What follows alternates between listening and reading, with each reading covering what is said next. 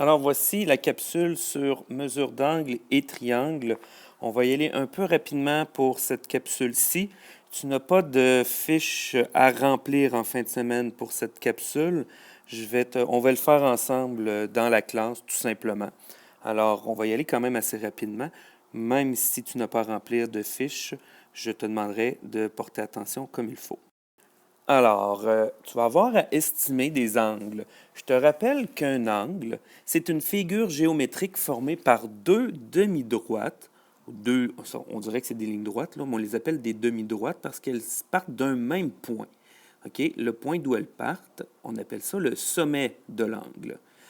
L'unité de mesure d'un angle est le degré. Alors, tu as le sommet de l'angle ici. Et en fait, OK, la petite ligne courbe qu'on voit ici, là, ça, c'est l'ouverture de l'angle. C'est ça qu'on va mesurer à l'aide du degré pour savoir combien mesure notre angle. Je te parle de trois sortes d'angles. L'angle droit, hein, un coin parfait, 90 degrés.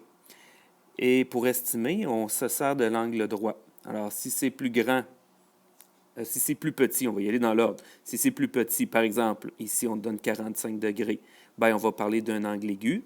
Et quand c'est plus grand, ici on en a un de 120, c'est plus grand que le 90, on parle d'un angle obtus. Un angle obtus mesure entre 90 et 180. Tu sais qu'un angle de 180, on va appeler ça un angle plat. Et plus de 180, on va appeler ça un angle rentrant.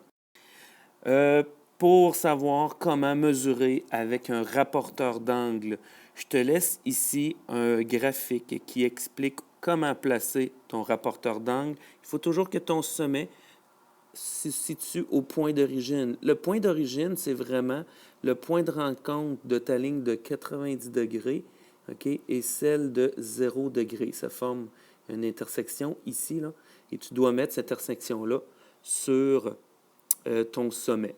L'intersection, elle s'appelle le point d'origine. Il faut que tu places la ligne de ton angle sur la ligne de foi de ton rapporteur, donc sur la ligne du 0. Okay? Ensuite de ça, une fois que c'est bien fait, ben, on regarde la deuxième ligne où est-ce qu'elle est. Okay? Et ici, on voit qu'elle arrive directement sur le 50. Donc, notre angle mesure 50 degrés. On va faire la différence là, pourquoi est-ce qu'on choisit les premiers nombres qui sont ici, 10, 20, 30, 40, plutôt que de prendre 180, 170, 160, 150. On va faire la différence en classe. Okay? Pour le moment, inquiète-toi pas de ça. Je te rappelle, il y a plusieurs sortes de triangles. Tu les as dans ton cahier décimal.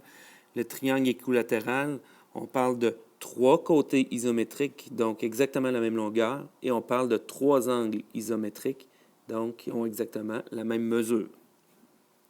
La deuxième sorte de triangle, on appelle le triangle isocèle, deux côtés isométriques, et on a deux angles aussi isométriques, même mesure. Notre troisième sorte de triangle, c'est le triangle scalène. C'est le triangle qui n'a aucun côté identique, donc aucun angle identique aussi. Tout est de mesure différente. Et finalement, on a le triangle rectangle. C'est le triangle qui comporte un angle droit. Okay? Ça se peut aussi qu'on rencontre des triangles rectangles isocèles. Donc, on va avoir un angle droit, mais nos deux côtés ici, de part et d'autre du triangle rectangle, vont être de même mesure, ils vont être isométriques. Donc voilà, je ne m'étends pas plus sur le sujet. On va travailler ça en classe de toute façon. Alors, bonne fin de semaine, à mardi.